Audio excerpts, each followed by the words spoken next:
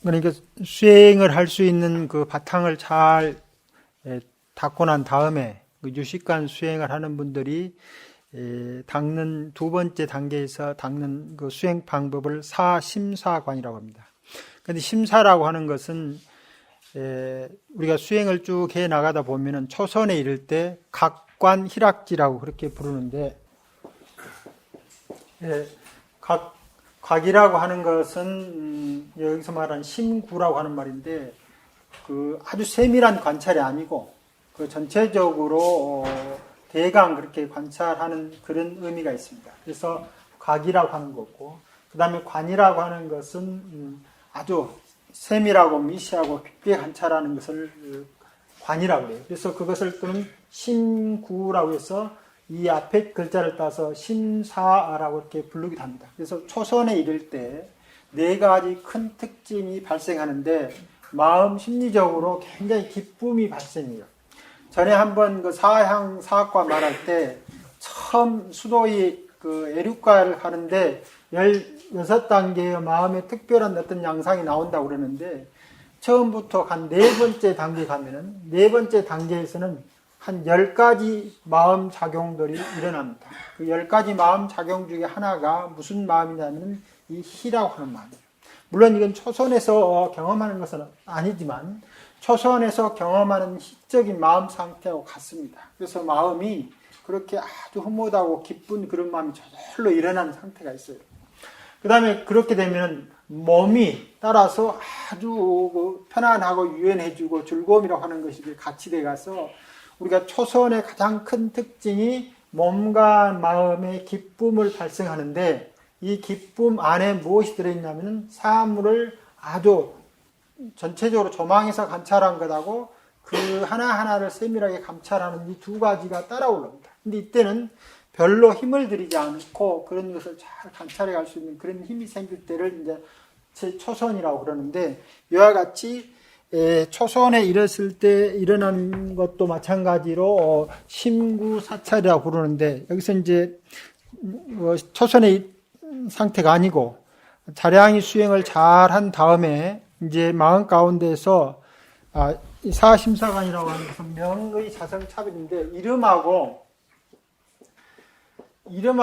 의라고 하는 말은 무슨 말이냐면 사물입니다. 그렇게 사물도 되고 또 이름이 지칭하는 어떤 다른 것도 되겠죠. 그래서 이름이 지칭하고 있는 모든 것을 통틀어서 의라고 부릅니다. 그래서 의라고 하는 것은 의리자를 쓰고 있는데, 개념은 온갖 사물인데, 이렇게 눈에 보이는 사물도 마찬가지 사물이고, 우리가 추상적 사고로 해서 의식의 대상이 되는 것도 마찬가지로 사가 됩니다.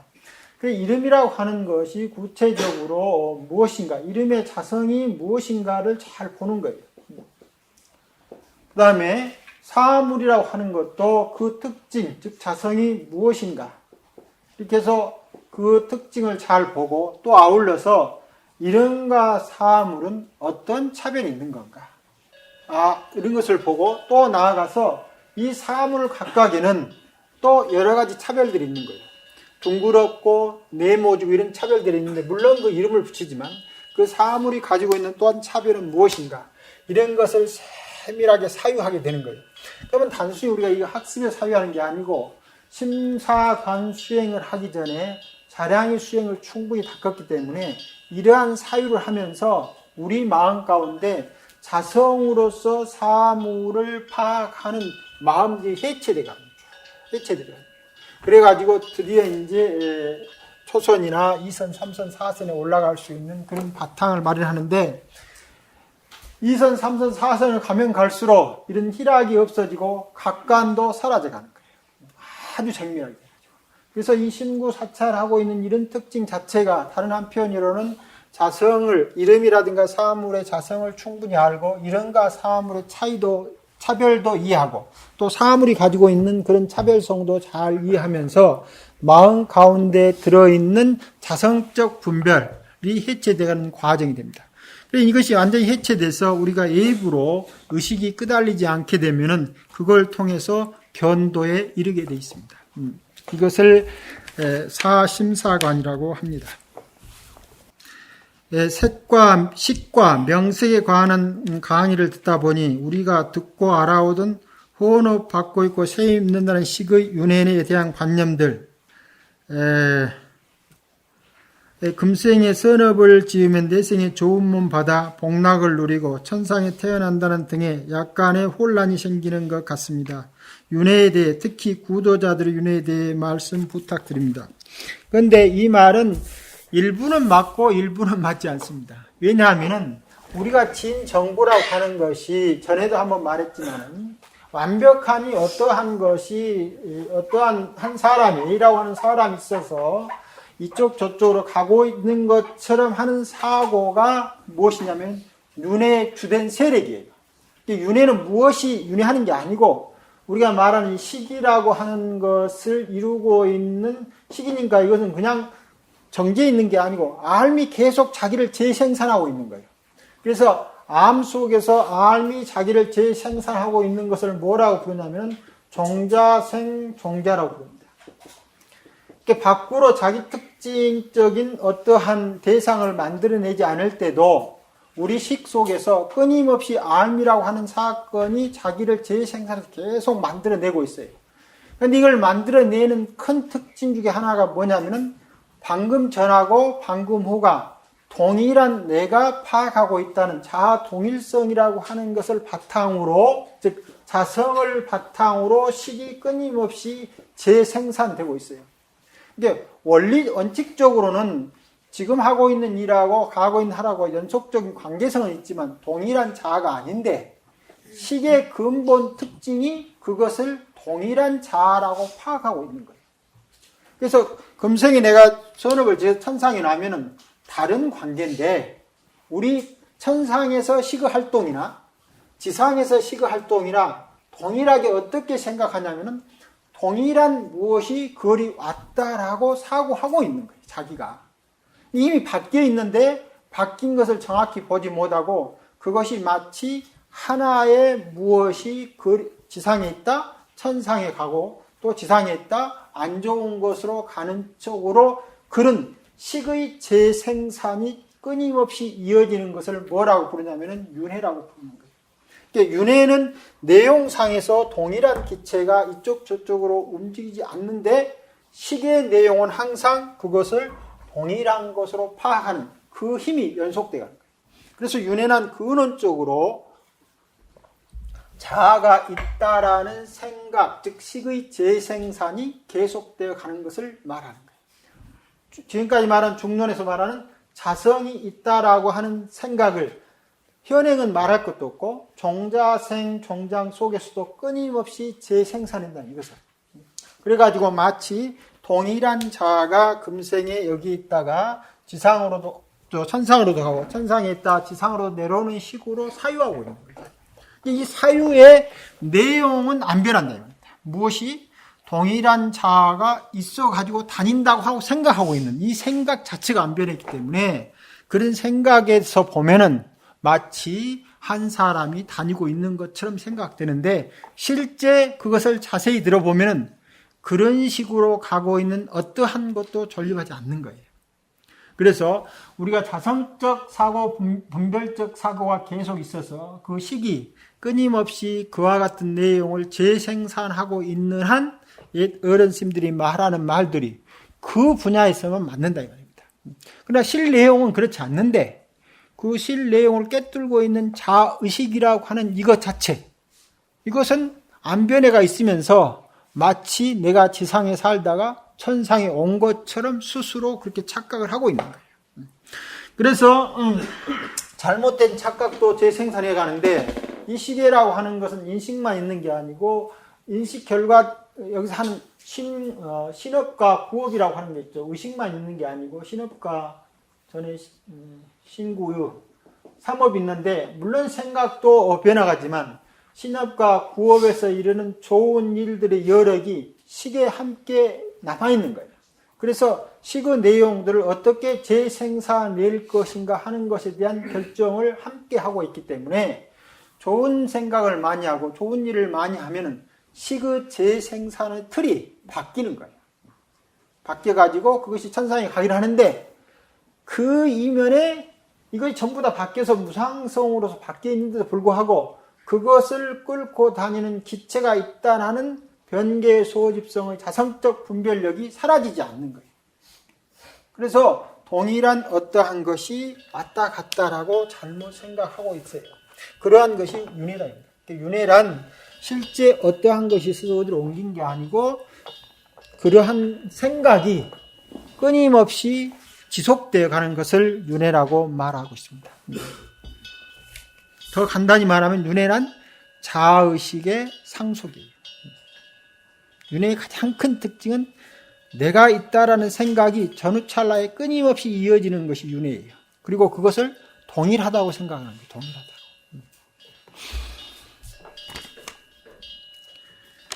그래서 수행자들은 앞서 말한 대로 자량이라든가 가행이 상태에서 앞서 말하는 해수행과 정수행을 잘 해가지고 그런 데 대해서 끌려가지 않도록 하는 것이 수행자들이 해야 할 수행 내용이라고 생각됩니다. 12인연에서 무명이 생겨나는 부분을 다시 한번 설명해 주셨으면 합니다. 그리고 3세 육취에서 최초로 무명업상으로부터 점점 미요구 세계로 전개되는 과정과 12인연과는 어떻게 비교될 수 있는지 간략히 말씀해 주셨으면 감사합니다. 각 경전마다 사람이 방금 말한 대로 무명에서 미혹하는 과정을 설명하는 방식들이 조금씩 다릅니다. 그래서 이것을 일정한 틀로 바로 비교해서 설명하기 어려워요. 예를 들면은 우리 유식 같은 데서는 의라고 하는 것을 제7식이라고 보고 있는데, 그 다음에 특히 이제 의가 활동하고 있는 지식, 이것을 제7식이라고 보고 있는데, 기신론에서는 이것을 7식으로 보지 않아요. 기신론에서는 의 속에다가 전부를 포함시켜버려요. 뭘 포함되냐면 업식부터 시작해서 전식, 현식, 지식, 상속식이라고 하는 5가지 식이 의를 이루고 있어요. 의라고 하는 것은 한 가지,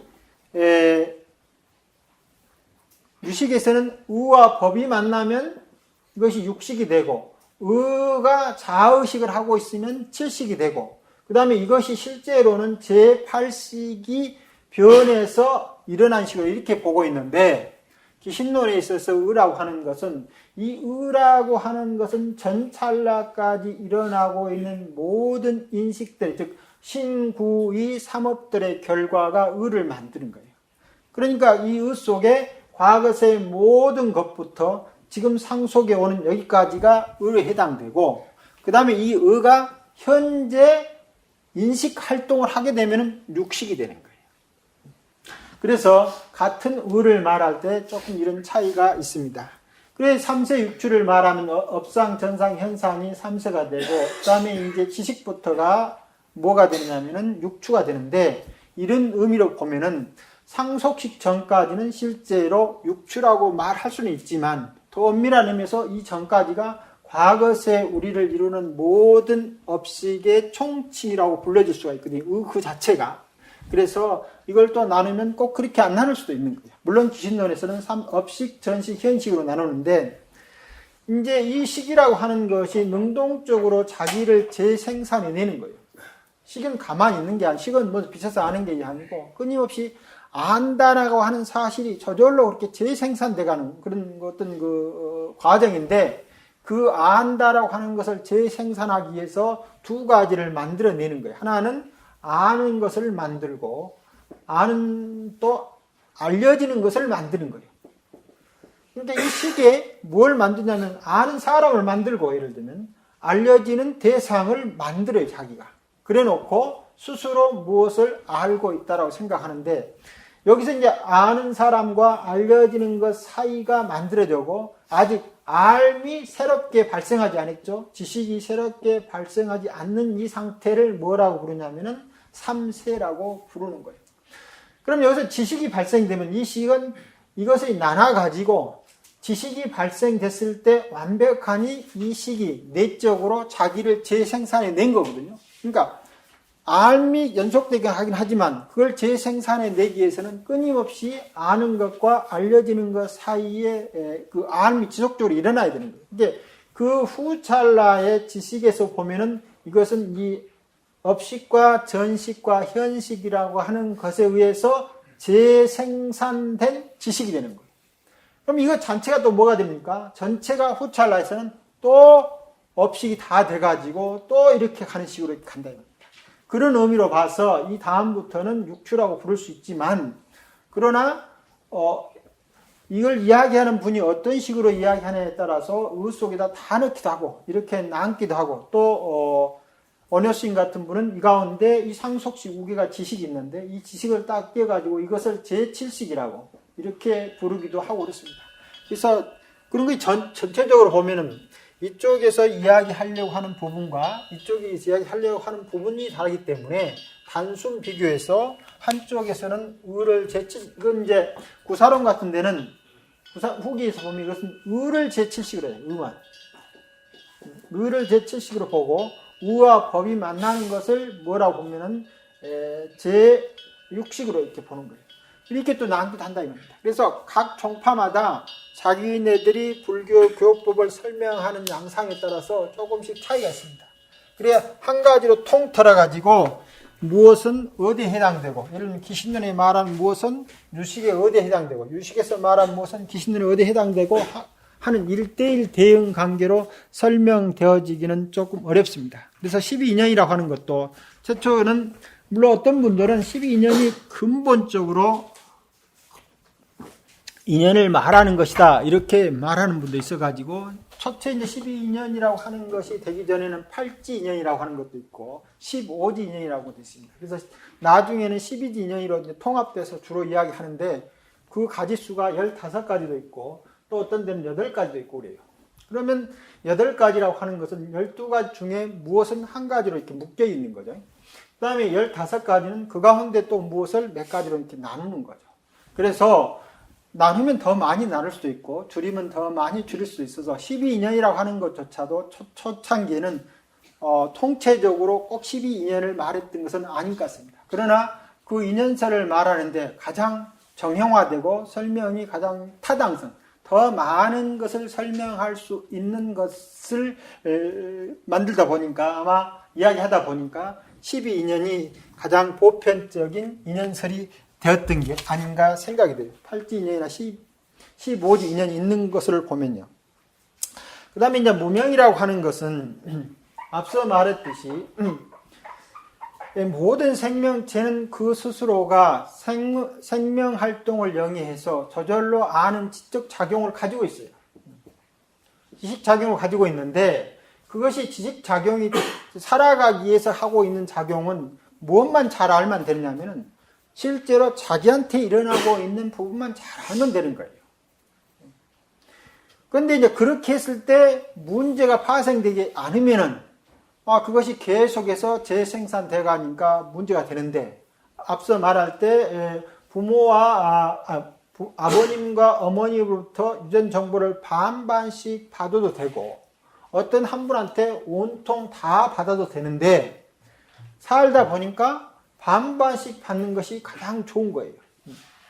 그런데 지구상에 있는 모든 생명체들이 마치 이렇게 동그룹 내려와 버리면, 우리 같으면 이제 친족끼리 결혼을 계속 해버리면은 이 유전자에 문제가 형성돼 가지고 사람이 후세에 가면 갈수록 이 지구상에서 또는 인간 생활 속에서 적응하기 살기가 어렵게 되는 거예요.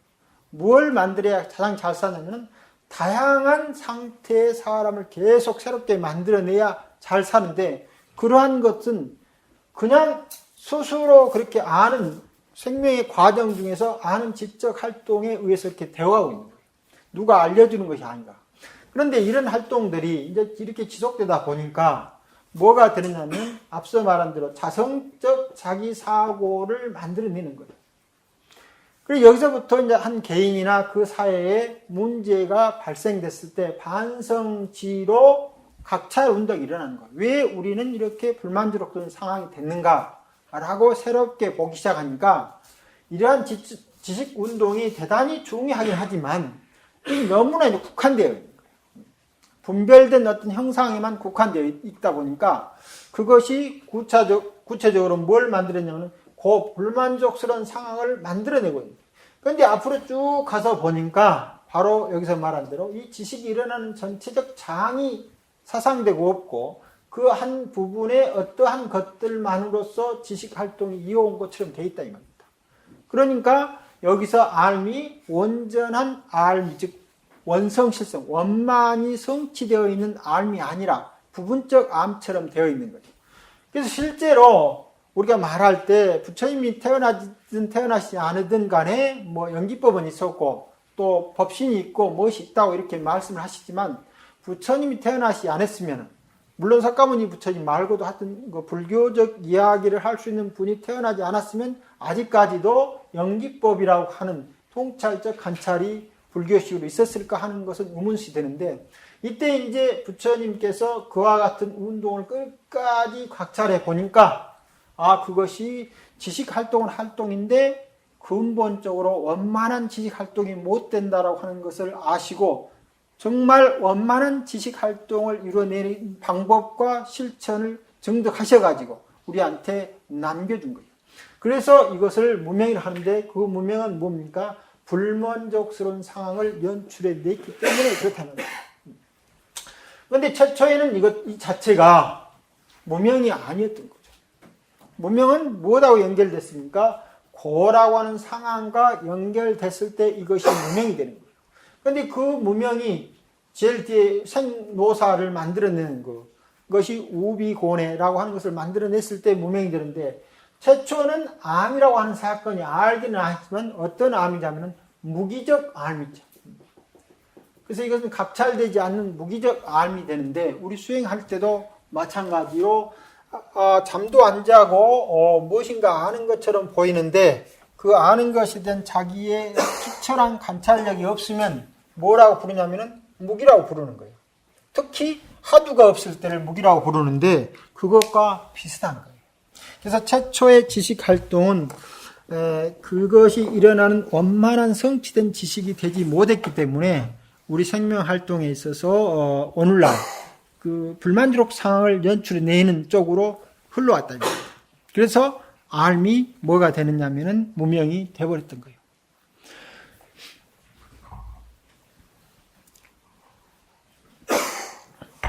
그 다음에 3세 6추라고 하는 것은, 그러니까 12인연이라고 하는 것은 이제 그 3세 6추에서 말하는 기신론하고는 약간 그 전개 과정이 다를 수가 있는 거죠.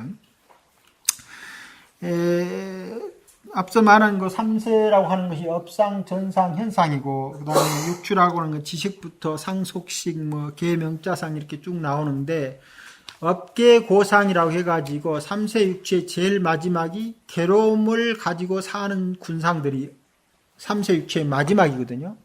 그런데 그 괴로움을 이루고 있는 그 바로 이외가 뭐가 있느냐면은 계명자상이라고 해가지고 이름을 가지고 세상을 분별하는 행동이 있는 거예요. 그러니까 바로 우리들한테 괴로움을 만들어내는 가장 직접적인 원인은 물론 업이라고 하는 것도 있지만 바로 그 위에서 있는 바로 직접적인 원인은 언어 활동에 대해서 깨어있지 못한 상황인 거예요. 그 언어가 계명자상이라고 하는 게 있는데 언어 분별이죠. 이것이 개탁하단 말이고 분별하단 말인데 계명자상이라고 하는 것이 있는데 이 글자로 세상을 이해하는 특성이 무엇이냐면은 바로 다음 찰나에 업계고상으로 해서 삶을 괴롭게 만드는 거예요. 그래서 이름을 불러주고 하는 것이 한편으로는 바꾸면 우리한테 즐거움도 주는 게 있어요.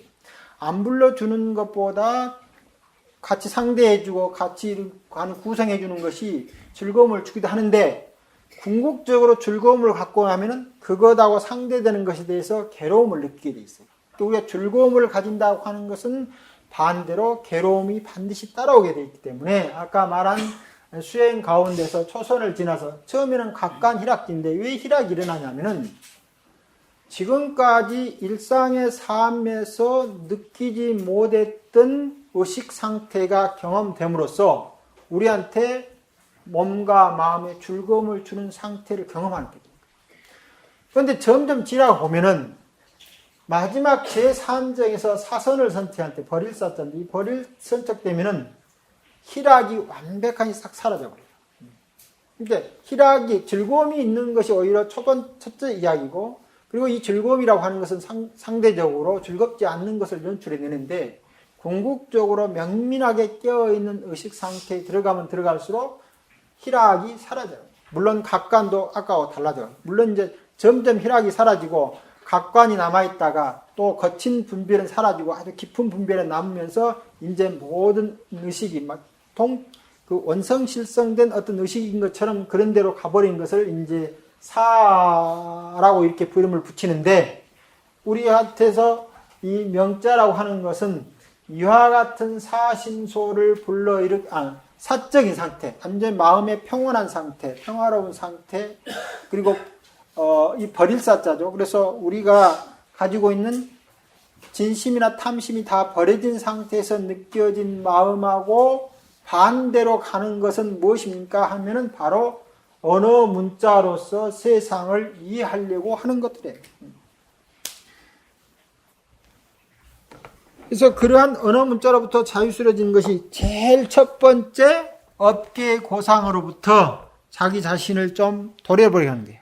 그래 이제 수행이 좀 익어지면은 아까 말한 대로 언어란 무엇인가 라고 보는 거예요. 그 다음에 더 나아가서 사물은 어떤 것인가 라고 보고 사물과 언어라고 하는 것이 얼마만큼 관계 있는가 보니까 실제 사물과 언어는 관계가 없고 그것이 인간의 어떤 지적인 활동에서 관계 지어주면 있는데 언어가 지칭한 것만큼 사물이 그런 식으로 실제하지 않는다는 것을 알게 되는 거예요. 그래서 언어로부터 자유스러워가기 시작되는 거예요. 왜냐하면 업계 고상 8호계가 계명자상으로 문자로부터 부자유스러운 상태가 되게 되고 그 다음에 아까 말한 심사관을 통해서 문자로부터 자유스럽게 되면 이제 점점 더 근원적인 고를 발생시키는 쪽으로 가게 되는 거예요. 그런데 이제 이와 같은 것은 우리가 일상에 쓰고 있는 언어 문자라는 나를 칭찬하거나 나를 미워한다는 언어 문자인데 계속 쭉 들어가 보니까 그야말로 안다라고 하는 지식의 재생산 작용이 끊임없이 뭘 만들어내고 있냐면 보이지 않는 가운데서 언어 문자를 재생산해고 있는 거예요. 우리의 업은 근본적으로 보이지 않는데도 말을 가지고 살고 있는 거고 밖으로 드러나는 것도 말을 가지고 살고 있는 거예요. 그래서 우리는 철저히 언어 문자에 매어 살고 있으니까 그 결과로 업의 메인 고통스러운 삶을 살고 있다고 합니다. 그래서 식도 다름이 아니고 문자를 통해서 분별된 이 분별력들이 끊임없이 자기를 재생산하고 있는 그런 활동 과정 중에 놓여 있는 것들입니다. 그것이 12인연에서 말한 식이 되는 거예요.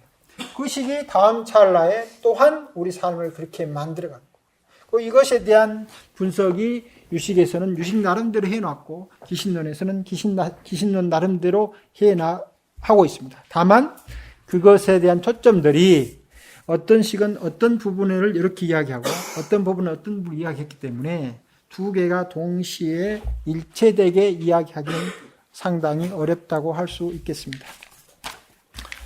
다음에 교종에서는 오랫동안 수행을 통해 장엄한 공덕과 무한한 신통덕을 얻는다고 합니다. 그런데 선종에서는 깨치면 곧 자성 가운데 온갖 공덕과 신통을 구족한다고 합니다. 자세한 설명을 부탁드립니다. 이 문제에 대해서는 이제 실제로 자성이 없으니까 누군가가 무엇을 깨쳐서 공덕을 성취하고 있는 것은 아닌데 아까 말한 대로 이 식이라고 하는 장 속에 들어있는 발현력 이것의 부분에 있어서는 차이가 있다라고 이야기할 수가 있겠습니다. 왜 그러냐면 전에 한번 말씀드렸다시피 어떤 분이 깨달음을 얻었음에도 불구하고 자기 몇 년 동안 상당히 오랫동안 자기 제자들을 가르쳤는데 그 밑에서 한 사람도 깨친 사람이 나오지 않으니까 나는 이 부끄러운 사람이다 해서 스스로 이름을 참계라고 바꾸고 우리 같으면 조실 자리를 사표를 내고 혼자 깊은 산속에 토구를 지어서 수행하다가 돌아가신 분이 있는데 그분이 지금 육신불로 남아있어요. 한 200~300년 스님인데 그래서 그 스님 이름이 이제 벨참 기신기자로 이렇게 바뀌어 있는데 그런 것을 보면은 물론 시대적 연도 있긴 하지만 어떤 분은 그 당시 밑에서 많은 그 제자들이 나와서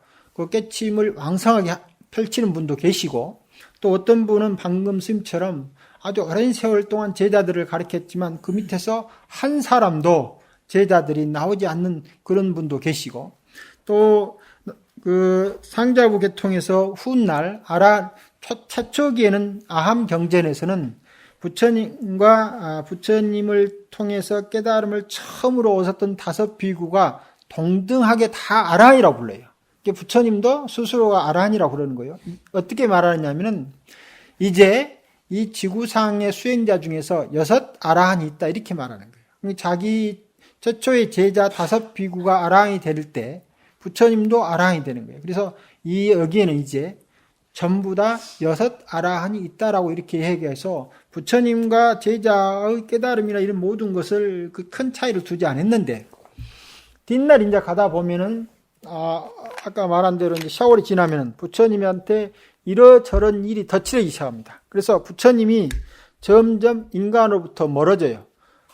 실제로 부처님이 인간으로부터 멀어지는 게 아니라 후세 사람들이 부처님을 파악하기 시작할 때 인간으로부터 멀어진 부처를 만들어내기 시작하는 거예요. 그러면 뒷날에 오면 요즘 같으면 이제 이런 것들이 그 시대에 쓰는 언어라든가 뭐라든가 이런 걸 전부 분석을 해가지고 많이 이제 부처님의 그 개념이 막 계속 커지고 있다 이렇게 말할 수 있지만 얼마 전 시대만 하더라도 예를 들면 하엄경이라고 하는 경전이 부처님이 직접 설했다고 다 생각을 하고 있었어요. 그런데 실제 하엄경이 이뤄진 것은 지금으로 하면 인도 땅도 아니고 우전국이라고 지금 중국의 저 북쪽에서 무슨 사막지대 지난 그쪽에 있는 나라가 옛날에 있었어요. 지금은 중국으로 편입됐는데 그 우전국이라고 하는 나라가 있었는데 그 나라에 무슨 경이 전해지냐면 십지경하고 선제동자 그 구법비라고 하는 2개 경전이 따로 전해져요. 다른 경전이 이렇게 전해지는 거예요. 그런데 이 2 경전을 가지고 어떤 이제 문학적 상상력이 풍부한 종교적 천재가 이 2견을 딱 합쳐가지고 하엄경이라고 하는 하나의 경전을 싹 만들면서 십지 앞에다가 십주, 십회양도 만들고 또 그 이제 전에는 또 십신도 막 만들어가지고 52점차 지를 만들어서 하엄경을 완성시키거든요. 이게 굉장히 뒷날 이루어지는 거예요. 이런 것들을 어떻게 아느냐면은 시대에 어떤 예를 들면 컴퓨터라고 하는 언어가 지금 어떤 경전에 나온다 하면은 컴퓨터가 나오기 이전에는 그 경전이 쓰여질 이유가 없거든요.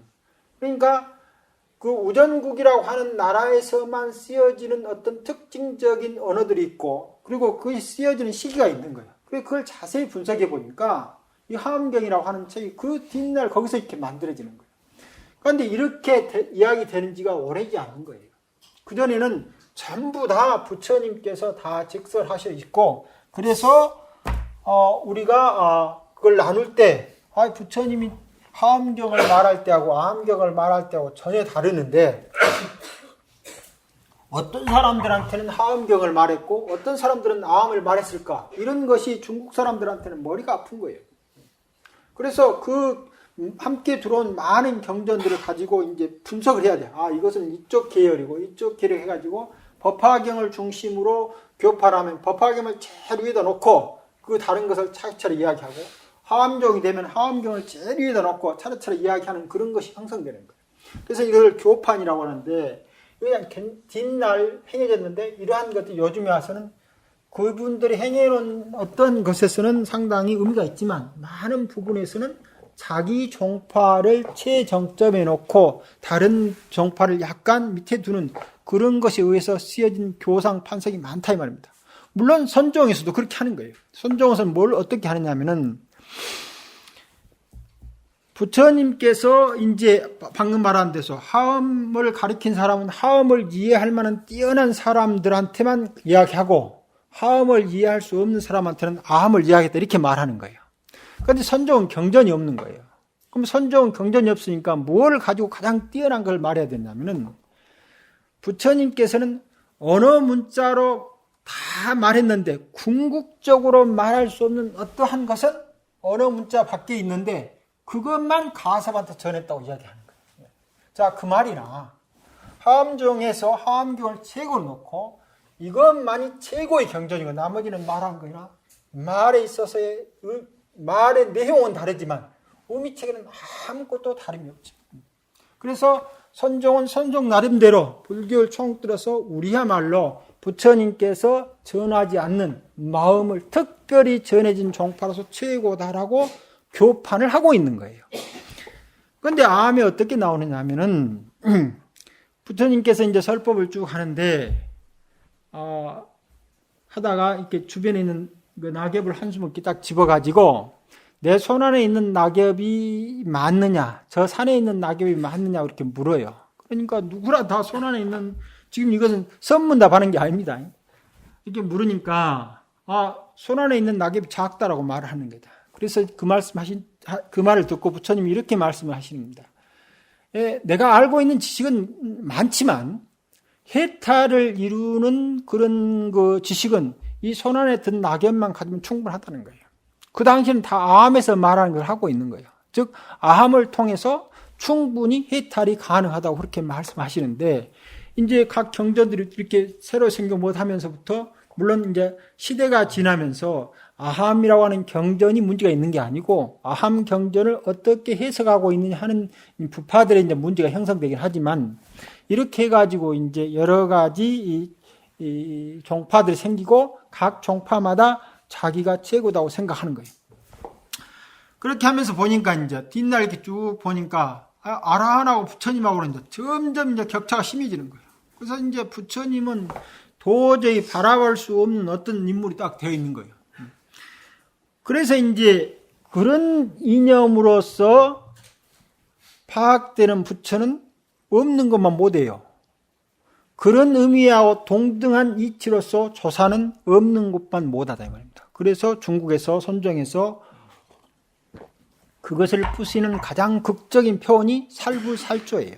그러니까 우리가 구성한 이미지로 부처를 찾으려면은 아마 항하사겁을 다 돌아다니도 그런 부처는 찾을 수 없어요. 우리가 구성해놓은 이미지로서 조사를 찾으려고 항하사겁을 다 돌아다니도 찾을 수 없어요. 왜냐하면은 그와 같은 부처님이나 그와 같은 조사님들은 실기 아니고 우리 이미지가 계속해서 꿈이 계속 꿈을 만들어 놓고 그 꿈을 찾아가는 거다 똑같다는 말입니다. 그럼에도 불구하고 이제 뒷날 아라한들이 스스로 나는 부처님보다 복이 적다 이렇게 말을 하는 거예요. 부처님보다 복이 적다. 그래서 아라한과 부처님의 차별이 이제 남북방 할 것 없이 다 있게 되는 그런 시대가 되게 됩니다. 그래서 교종이나 선종이라 하는 말들이 언어 차이는 많이 있겠지만 근원적으로 해탈을 이루는 데는 함께 작용하지 않는가 하는 생각이 듭니다. 그래서 여기서 말한 장엄한 공덕과 무한한 신통인데 얻는다라고 하는 말은 앞서 말할 때 무득이니까 얻으려면 얻은 주체가 있어야 되거든요. 그런데 근원적으로 교종이든 선종이든 다 얻음의 주체가 존재하지 않는다라고 말하는 거예요. 근데 이것은 신통력이 얻어진 게 아니고 이제 신통력이라 하는 개념이 바뀌어야 되는 거예요. 예를 들면 우리 일상에 사고 있는 것들은 정말 시시한 것이라고 스스로 생각하고 있는데 이것이야말로 대단한 신통력이에요. 우리가 지금 일상에서 말도 하고 밥 먹고 생활하고 이런 것들이 얼마나 신기한 요소인가 우리가 지금 자각하지 않는 거예요. 앞서 말했듯이 대단한 선정력으로 막 진여청정이라고 하는 그 진화처럼 여겨진 어떤 상태에 있는 것도 뭡니까? 자성 없는 조건의 한 형태예요. 그것도 신통이죠. 자, 여기서 우리가 범부라고 생각하고 있는 이것도 자성 없는 것이 이렇게 나타낸 하나의 신통이에요. 그래서 일체 모든 것은 인연처에서 가장 알맞는 삶을 표현하는 신통력을 발휘하고 있는 거예요. 왜냐하면 여기라고 해서 특별히 훌륭한 게 아니고 여기라고 해서 특별히 범부로 나누는 게 아니에요. 우리가 잘못 생각하니까 여기를 대단하게 여기고 여기를 낮게 생각하고 있을 뿐이다. 이 사고만 떠나면 모든 생명들은 그 자체로 더할 수 없는 장엄이 되고 무한한 신통이 된다. 이게 어떤 자성이 있어서 그걸 가지고 있다가 하면은 이거 차별이 있을 수가 있는 거예요. 그러나 모든 중생들이 함께 삶을 이뤄가고 자기 자성이 없으면서 낮춘 것마다 뭐가 되느냐면 신통도 되고 공덕도 되는 거예요. 교정에서도 이렇게 말을 합니다. 그래서 선종과 교정이라고 하는 것에서 우리가 먼저 교정에서 딱 말을 하면은 선종이 가지고 있는 교정을 보는 눈이 있거든요. 이 눈을 가지고 있는 한 이 선종과 교정의 벽이 허물어지지 않는 거죠. 또 교정이라고 하는 데서 보면은 선종을 보는 것이 있어요. 아까 말한 교판을 할 때 딱 그렇게 해놨어요. 그래서 각 종파마다 자긍심을 고취시키는 데는 좋은 역할을 했지만 반대로 그러다 보니까 다른 면에서 폐해도 일어나는 거예요. 선종과 교종이라고 하는 것은 서로 다른 뜻으로 다른 방편으로 해탈을 이끌어가는 역할을 하고 있기 때문에 해탈하지 않는 데서 보면은 교종과 선종이지만 해탈을 한 데서 보면 둘 다 해탈을 완벽하게 이뤄내는 방편이라고 생각할 수 있겠습니다. 이와 같은 흐름의 질문으로 중도가에서 열애선을 단박에 친 육도 만행이 본체 가운데 원만하다. 삼신사지는 본체 가운데 원만하고 팔해탈 육신통은 마음 땅의 인이로다. 라는 구절을 어떻게 해석할까요? 이제 뒷날 가면 또 이제 선도 이제 가지가지 차별이 생기는 거예요. 그래서 이제 범부선부터 해서 최상승선. 그래서 최상승선 밑에다가 이제 또 위에다 이제 조사선을 비워놓고 조사선 밑에 또 열애선을 이렇게 이야기하는 거예요. 그런 것도 말하면 선의 교판이에요. 선의 교판. 자, 그러면 조사선을 닦은 분들이 그렇게 이제 교판을 쳐놨는데 조사선에서 비판을 하고 있는 열애선을 닦고 있는 사람들한테 가면은 우리는 그 열애선을 닦고 있으니까 조사선보다 못하다 이렇게 말할 사람이 아무도 없어요. 오히려 뭐라고 이야기하겠습니까? 알지도 못한 사람이 조사선 열애선 하면서 선을 오히려 잘못 이야기한다라고 말할 수도 있는 거예요. 이런 필요가 우리가 하고 있는 선의 형태가 있는 게 아니고 그 선을 어떻게 바라보고 있느냐는 수행자들의 의식 내용이 스스로가 그런 것을 결정하는 거예요. 그러니까 수행자가 하고 있는 수행 밖에 조사선이나 열애선이나 범부선이나 무슨 하급선이 따로 있는 게 아니고 우리 스스로 조사선 수행을 하고 있다고 하면서도 심리적이나 의식 상태나 살아가는 모습을 보면은 범부보다 못하면은 범부보다 못한 선을 하고 있는 거죠. 여러분이 앉아서 하두 하면 하두가 조사선이 아니에요.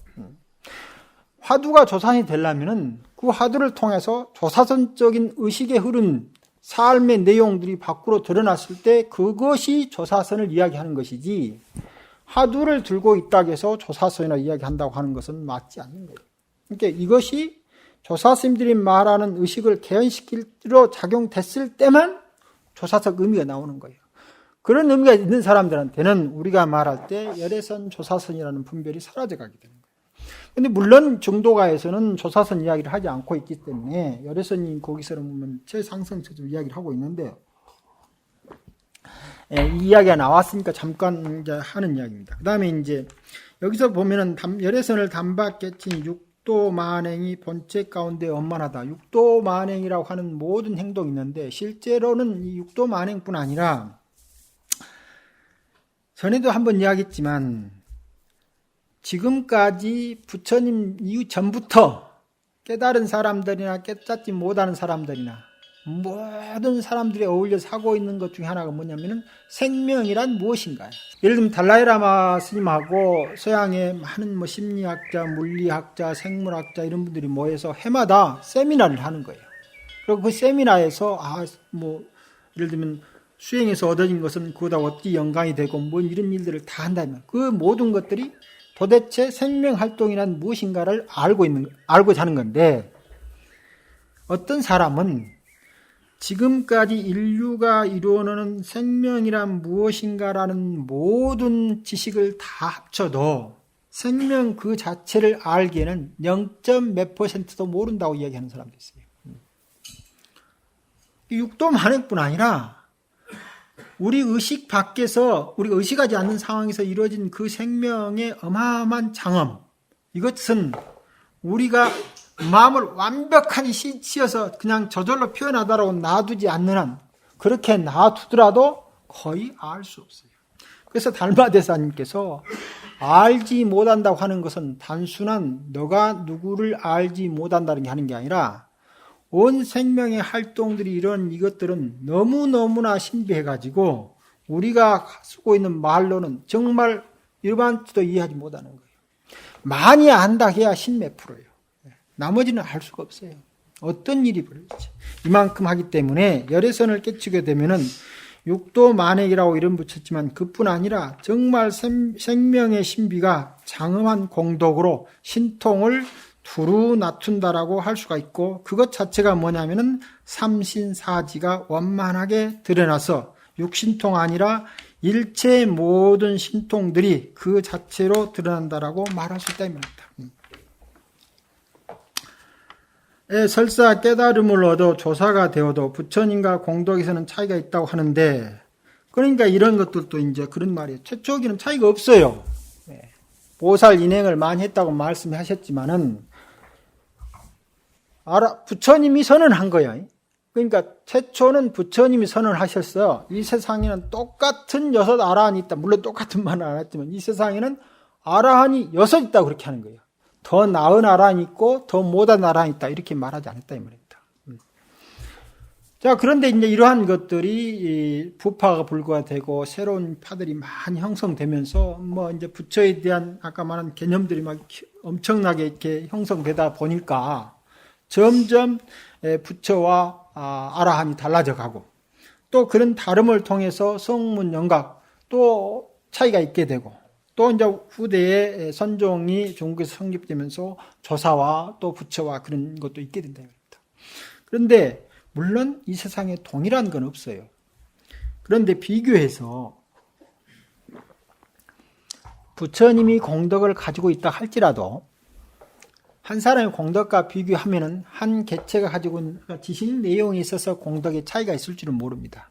그런데 근원적으로 발생하고 있는 생명 그 자체의 공덕은 차이는 있겠죠. 이게 많고 적음의 차이가 아니고 그걸 표현해내는 양상의 차이는 있을지라도 부처님의 생명 양상이 중생의 생명 양상보다 더 고귀하다라고 말하기 어렵다 이 말입니다. 그래서 여기서 말한 공덕 내용이라고 하는 것은 여러 가지 방편이나 들어서 우리가 그럴 수 있다라고도 할 수 있지만, 또 한번 자세히 살펴보면은 앞서 말하는 삼심사지 육도 만행이라고 하는 것이 만일에 부처님이 만들어서 그런 공덕을 소유하고 있는 것처럼 생각하고 있고, 조사님들은 그런 공덕을 덜 만들어서 덜 소유한 것처럼 생각하고 있다면 우리가 부처와 조사를 잘못 생각하고 있는 거예요. 왜냐하면 육도 만행이나 삼신사지는 부처가 만들어서 소유하고 있는 게 아니고 깨달음을 이루면 온갖 생명이 육도 만행과 삼신사지로 작용하는 거예요. 이게 부처를 이루면 석가모니 부처님만 더 큰 공덕을 가지고 있다라고 말하기도 어렵습니다. 물론 이런 말을 하시면 또 잘 마음에 안 맞을 분도 계실지 모르겠지만, 그 다음에 조사선에서는 깨치면 바로 부처님과 동등하다고 하니, 이런 말이죠. 그러니까 동등하다고 하는 것은 모든 방편을 드러내는 방법이 다 같다라고 할 수 없는 그 차이는 있지만, 그 차이 자체가 더 뛰어나고 더 안 뛰어나고 하는 것으로 일반적인 비교해서 이야기하기 어렵다 이 말입니다. 물론 아까처럼 깨닫고 보니까 내가 후학을 가리키는데 그 현재에 있어서 무슨 역할이 부족해서 조시를 살펴내는 분도 계시지만, 그러나 그이는 한 분이 후학을 깨닫게 하는데 결정적인 원인을 항상 하는 게 아닙니다. 무엇이 필요합니까? 시대연이라고 하는 것이 필요한 거예요. 시대연이라고 하는 것이. 시대연이 그런 것이 잘 성숙되지 않는 시대연이 되면은 부처가 되더라도 그런 만남을 갈 수 없어요. 시대와 환경이라는 여러 가지 조건에 의해서 깨달음이 일어나기 때문에 깨달은 분이 가지고 있는 공덕 그 자체만 가지고 후학대를 깨닫게 한다, 못 깨닫게 한다 라고 이야기를 할 수가 없어요. 그래서 공덕이라고 하는 것도 그런 면에서 보면 또 그러면 어떤 분은 그 잘 깨달은 사람이 많은 시대에 태어나면 될 거 아니냐라고 계속해서 말하면 할 수는 있겠죠. 그러나 제 생각에는 그것도 아까 말하는 그 지식이 자기를 재생산해서 끝없이 묻고 있는 쓸데없는 의심이 아닌가 하는 생각도 들고 그렇습니다. 그렇게 묻는다고는. 밀교 단트라에서는 그 성행위를 통한 수행을 한다고 하는데 어떻게 봐야 될까요? 불법의 또 다른 방편인가요? 아니면 불교 타락된 힌두교적인 가르침인가요? 이제 이 티베트 불교에서 이 수행을 하기 때문에 하는데 조건이 있어요. 조건이 있는데 성적 흥분 상태를 마음으로 완벽히 제어할 수 있는 힘이 있어야 돼요. 그 힘이 없으면 그 성행위를 통해서 남녀 음양 교접을 통해서 수행을 이룰 수 있는 사람이 거의 없어요. 그런 사람들은 대부분 다 단트라 수행을 빙자한 우리가 가지고 있는 업노름을 하고 있는 거예요. 거의 없습니다. 그래서 첫 번째로 스스로가 완전히 성적인 그 우리가 가지고 있는 계율상에서 해탈된 사람이 보다도 특별한 어떤 그 과정을 통해서 깨달음을 얻게 위해서 그런 일이 옛날부터 있어 왔다고 하니까 뭐 부정을 하지 않겠지만 방금 말한 대로 조건이 있는 거예요. 조건. 전에 말했듯이 마음 가운데서 그 성적인 욕망 자체가 완전히 해체돼 버렸는데 다만 깨달음을 이루기 위한 방편으로 그걸 쓰되 거기에서 자기가 단 한순간도 그 욕망에 흔들리지 않는 의식 상태를 가질 수 있는 힘을 가진 사람만이 할 수 있는 수행 방법이에요. 그이들이 그렇게 말을 해요. 우리가 볼 때는 그냥 이제 막 여기저기 사는 것처럼 사고하고 있는데 그렇게 한 사람들은 다 실패하는 거예요.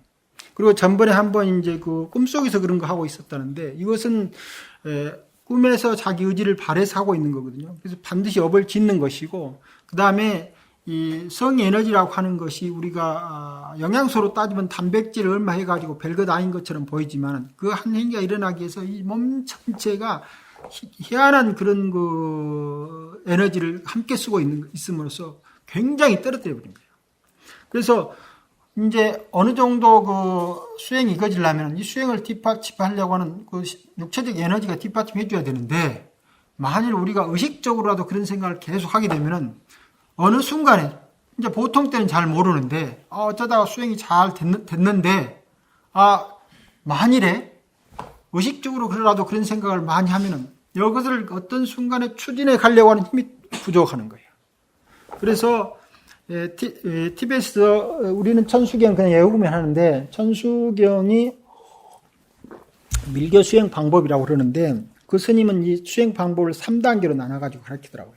그런데 두 번째, 세 번째 단계는 부부 생활을 하고서는 그것을 할 수가 없어요. 성취할 수가 없어요. 그래서 일반 신도들은, 결혼한 일반 신도들한테는 첫 번째 단계밖에 가르치지를 않아요. 왜냐하면 두 번째, 세 번째 단계는 부부 생활을 하고는 할 수 없어요. 그 자체가 아예. 그래서 이 딴뜨라의 밀교 성행위 수행이라고 하는 것은 한편으로는 그걸 정말 완벽하게 할 수 있는 힘을 가진 수행자라면 그 자체로도 굉장히 뛰어난 수행적 힘을 가지고 있어요. 그런데 이제 쫑카파 대사가 어떤 대사분이 나올 때도 이렇게 그 양적 수행을, 성수행을 통해서 깨달음을 얻는다는 것을 핑계로 수행자들의 문란이 이제 굉장히 심한 거예요. 그래서 본인 스스로는 완전히 그 살아있는 한 스스로 그 성적인 의식을 전부 제어할 수 있는 힘을 가지고 그 성생위를 통한 수행을 할 수 있는 지에 올랐어도 스스로 그걸 안 해요. 안 하고 이제 바르도 수행을 통해서 완벽한 깨달음을 얻었다고 말을 하는데 그쪽 이야기를 들어보면은 가능은 하는데 단 방금 말한 대로 이 조건이 필요한 거예요. 이 조건이 없는 사람들한테는 오히려 큰 손해입니다. 10분간 쉬었다가 계속 하겠습니다.